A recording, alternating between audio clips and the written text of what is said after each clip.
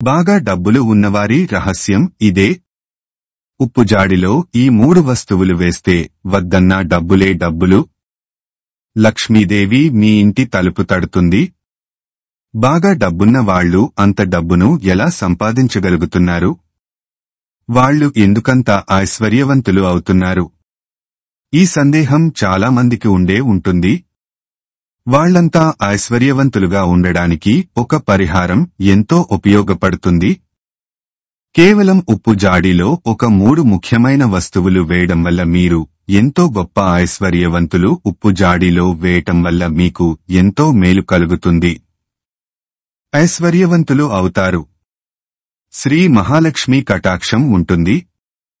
ఈ పరిహారం గురించి వివరంగా ఈ వీడియోలో తెలుసుకుందాం.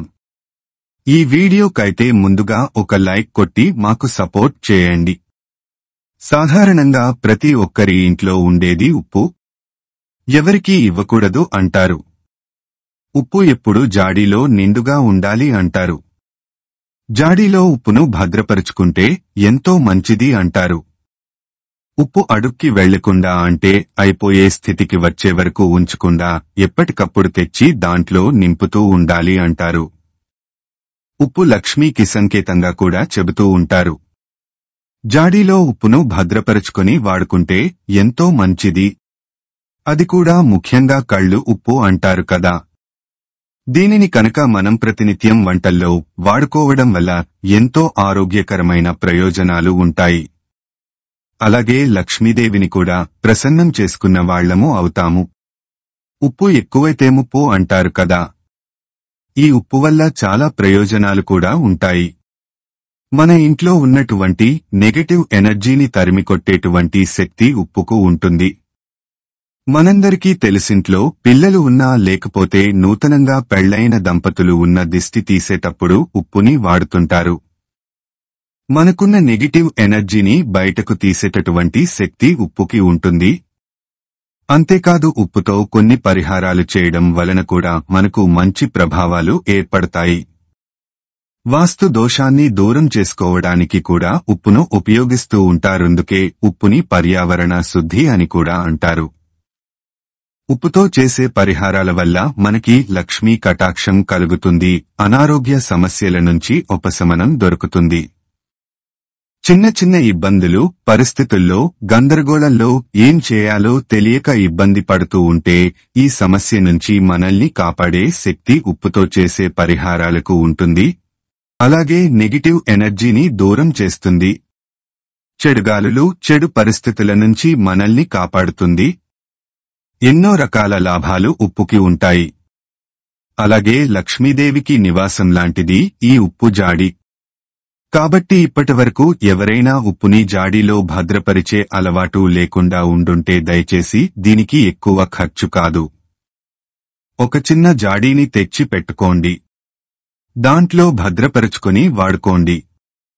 అలాగే ఎట్టి పరిస్థితుల్లోనూ ఆ జాడీ ఖాళీ కాకుండా చూసుకోండి. ఎప్పుడూ ఉప్పు నిండుగా ఉండాలి. ఎవరికీ ఇవ్వకూడదు. ఇది ముఖ్యమైనటువంటి అంశం. లక్ష్మీదేవి కొలువై ఉండేటటువంటి సాధనంగా చెబుతున్నారు. ఎవరైనా అడిగితే ఇచ్చేస్తే మన లక్ష్మీదేవి వెళ్లిపోయినట్టే. కాబట్టి ఉప్పు ఎవరడిగినా ఇవ్వకండి. అది అందరూ పాటించవలసిన అంశం. ఇక మనం చేయాల్సినటువంటి పరిహారం విషయానికి వస్తే, ఉప్పు జాడిలో చేయాల్సినటువంటి పరిహారం విషయానికి వస్తే, ఉప్పు జాడిలో ఒక ముఖ్యమైన వస్తువులు గురువారం కానీ శుక్రవారం నాడు కానీ ఉప్పు జాడిలో అడుగు బాగాన ఒక పసుపు రంగు క్లాత్ ని వేయండి. చిన్నది హ్యాండ్ కర్చీఫ్ అంత ఉన్న చాలు. ఆ చిన్న పసుపు రంగు క్లాత్ ని ఉప్పు జాడిలో అడుగు బాగానే పెట్టండి. అయితే ఈ పసుపు రంగు క్లాత్ మీరు ఎలాంటిది వాడాలంటే కేవలం ఇంతవరకు ఉపయోగించనిది మాత్రమే వాడాలి. కొత్తది ఏదైనా ఉపయోగించినది వాడాలి. లేదా పసుపు రంగు క్లాత్ ఏది దొరకట్లేదు అంటే తెల్ల రంగు క్లాత్ ని తీసుకొని దానిని శుభ్రంగా కడిగేసి పసుపు రాసి ఆరిన తర్వాత దాన్ని పరిహారంలోకి వాడుకోవచ్చు. ఇలా పసుపు రంగులో ఉన్నటువంటి చిన్న క్లాత్ ఉప్పు జాడి అడుగు బాగానే పెట్టి ఆ తర్వాత ఇందులో 9 వక్కలు వేయండి. ఈ 9 అనేది ఎందుకంటే నవదుర్గలకి ఈ 9 సంకేతంగా మనం 9 వక్కలను ఇందులో వేస్తాం. ఈ 9 వక్కలతో పాటు ఒక పసుపు కొమ్ము మార్కెట్లో దొరుకుతుంది. ఆ పసుపు కొమ్మును తెచ్చుకొని చక్కగా మీరు పూజ చేసుకునేటప్పుడు పూజలో ఈ పసుపు కొమ్ముని ఉంచి ఆ పసుపు కొమ్ముని దీంట్లో పెట్టండి. అలాగే 9 వక్కలు పసుపు కొమ్ముతో పాటు ఈ పసుపు రంగు క్లాత్లో వేయాల్సినటువంటి ఇంకొక అతి ముఖ్యమైనటువంటి వస్తువు ఏంటి అంటే వెండి లేదా బంగారం వస్తువు. అంటే కావాల్సింది లక్ష్మీ కటాక్షం.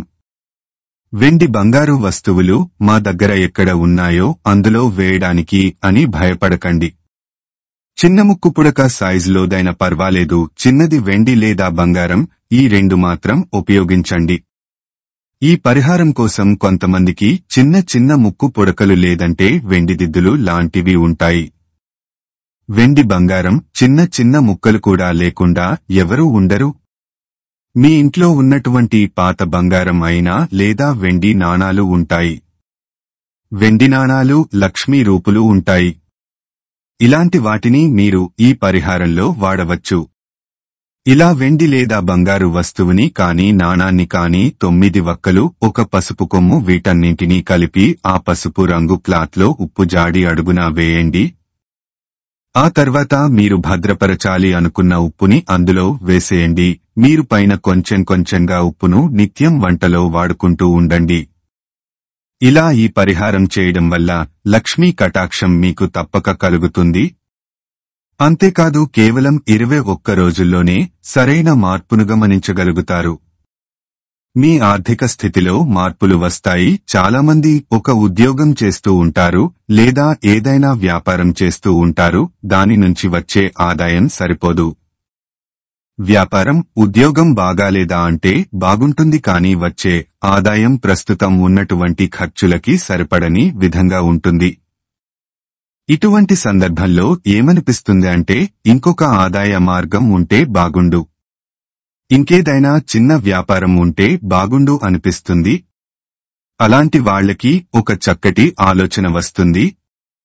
కొత్త వ్యాపార ఆలోచన రావడం, దానిని మీరు ఆచరణలో పెట్టడం, దాని నుండి లాభాలు రావడం, ఆదాయం సంపాదించడం కూడా జరుగుతుంది.